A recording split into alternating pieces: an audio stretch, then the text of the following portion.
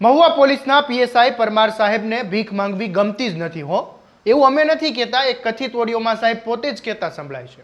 પરંતુ વાત તમે સાંભળશો તો સવાલ થશે કે સાહેબ ભીખ નથી માંગતા તો પછી બુટલેગર પાસે પૈસા શા માટે માંગે છે? પણ સાહેબ, તમે જેને ભીખ નથી માંગતા કહો છો ને, તે પણ લાંચની ભીખ જ કહેવાય.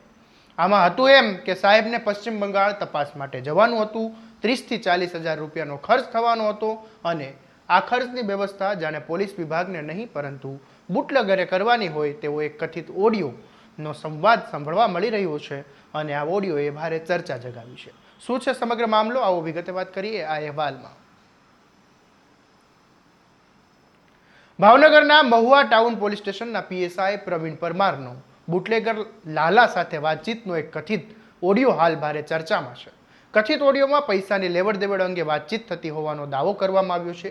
એટલું જ નહીં, પીએસઆઈ દ્વારા તપાસના ખર્ચ માટે 30 થી 40 હજાર રૂપિયાની જરૂરિયાત હોવાની વાત કરવામાં આવી હોવાનો પણ આ વાતમાં દાવો કરવામાં આવ્યો છે. કથિત વાતચીતની સામેની વ્યક્તિ છે તે એવું કહેતું હોય છે કે મારી આર્થિક સ્થિતિ નબળી છે, માટે તે અગાઉ પણ પૈસા આપ્યા હોવાનો ઉલ્લેખ કરે છે અને કથિત ઓડિયોમાં પૈસાની માંગણી અંગે વારંવાર વાતચીત થતી હોવાનો દાવો છે. સામેની વ્યક્તિ પોતાની પરિસ્થિતિ નબળું હોવાનું કહેતી સંભળાય છે અને અગાઉ પણ પૈસા આપ્યા હોવાની વાત કરે છે. પરંતુ સાહેબનો જવાબ પણ સાંભળવા જેવો છે. ભૂતકાળને ભૂલી જા, વર્તમાનની વાત કર. લો બોલો, સાહેબને હવે ભૂતકાળનું કોઈ મહત્વ નથી. કથિત ઓડિયોમાં પીએસઆઈ પ્રવીણ પરમાર પશ્ચિમ બંગાળની એક તપાસ માટે 30 થી 40 હજાર રૂપિયાનો ખર્ચ થવાનો ઉલ્લેખ કરતા દેખાઈ રહ્યા છે. હવે સવાલ એ છે કે સરકાર પોલીસને પગાર આપે છે, તપાસ માટે ખર્ચ આપે છે, બહારના રાજ્યમાં જવાનું હોય તો સરકારી વ્યવસ્થા હોય, તો પછી આ ખર્ચ બુટલેગરના કિસ્સામાંથી કેમ કાઢવાનો? સરકાર એક તરફ કહે છે કે જે ભ્રષ્ટાચાર સામે ઝીરો ટોલરન્સ છે, કોઈને છોડવામાં નહીં આવે, પણ જો આરોપી સુધી જ પહોંચવા કે આરોપીને પકડવા જ બુટલેગર પાસેથી પૈસા લેવા પડે તો પછી સવાલ થાય કે પોલીસ વિભાગ તપાસ કરે છે કે પછી બુટલેગરના પૈસે તપાસ કરાવે છે. કથિત ઓડિયોમાં તો વાત એટલી આગળ વધે છે કે સામેની વ્યક્તિ કહે છે કે તેની પરિસ્થિતિ નબળી છે અને થોડા દિવસથી પૈસા આપવાનું ટાળી રહી છે. જવાબમાં જાણે સાહેબની ધીરજ જ ખૂટી ગઈ હોય તેમ સાહેબ કહે છે, છેલ્લી વાર કહું છું કે હા કે ના કહી દે. સંભળાય છે, પછી હું મારી રીતે કાર્યવાહી કરું છું. ત્યારે તમે સાંભળો પહેલા કથિત ઓડિયો અને પછી આપણે આગળ વાત કરીએ. હેલો. હા હેલો, પરમાર બોલું. હા બોલો ને સાહેબ.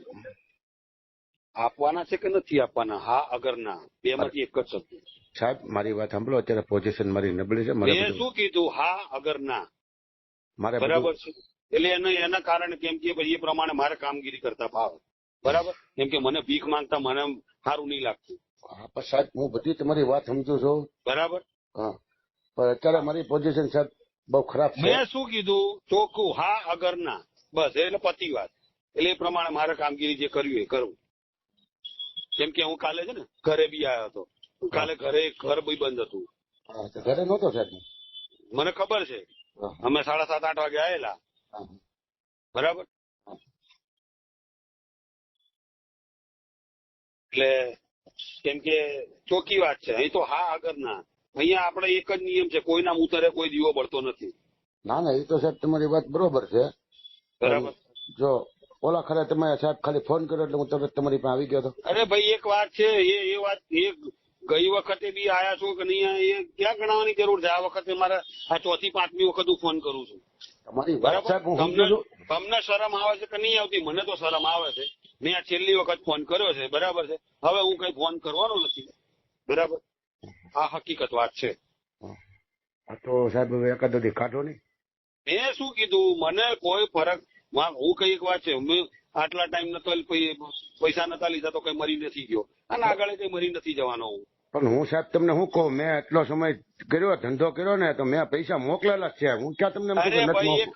અરે ભાઈ એક વાત છે, હું એમ કઉ છું, મોકલાયા હશે, જે કર્યું હશે એ જવા દો. તમે એમ કહો કે મને, તમે એમ કહો કે મને નથી મળ્યા, પણ હું તમને તમ સાહિત્ય આપું તમારા રાઇટર અરે ને. ભાઈ એ હું શું કહેવા માંગુ છું, એ ભૂતકાળ જવા દો. એનું એ મારે કઈ ગાવું નથી. એ મને મળ્યા નથી મળે એ મારે કઈ ગાવાનું નથી, બરાબર છે. કેમ કે આ એક પેલા એના માટે હું હારે ઘડિયા આ 6ઠી 7મી વખત હું ફોન કરું, સાહેબ હમણાં આવું. ના ના સાહેબ કાલે આવું. અરે સાહેબ 2 દિવસમાં પોખતું કરી દો. સાહેબ જગદીશભાઈ ને મોકલી આપજો. અરે યાર, બરાબર છે. તો મને કઈ ભીખ, મને ભીખ માંગવી ગમતી નથી. મારામાં છે તાકાત. તો હવે સાહેબ તમે કેમ કરું બોલો. બરાબર તો મને ના ના ના હું શું કહું એકાદો દી જો સાહેબ નીકળે એમ હોય બરાબર તો હું કાઢો. શું કહું એનું હા. કારણ છે ને અને પછી હા. એક વાત છે અને પછી આ મહિને ફરી પાછો કઈક પૈસા લેવા મોકલીશ ને એટલે એમ જ કે છે કે આ મહિને હમણાં 10 તારીખે તો પૈસા આલ્યા છે. હા. પણ એટલે શું કરવાનું સાહેબ મારે બધું બંધ છે તોય હું તમને ના નથી પડતો. પણ ના હું ચોખ્ખી જ વાત કહું છું આપણે ધંધો ના કરતા હોય તો નહીં જ કરવાનો હા, હકીકત વાત છે. એટલે તમે તારે ડિસ્ટર્બ પૂછો મને ના પાડેલી છે એટલે હું કઈ નથી અરે કરતો સાહેબ. પણ હું શું કહેવા માંગુ કઈ વાંધો નહીં પણ તોય કઈ વાંધો નહીં. મેં પહેલા કીધું તો ખરું બરાબર છે મેં પહેલા પૈસા મને પહેલા પૈસા મળ્યા નહીં મળ્યા ચલો એ અલગ વસ્તુ છે બરાબર છે હા. પણ ત્યારે બી હું મરી નતો ગયો આજે નહીં મરી ગયો આગળ બી મરી નહીં જવાનો.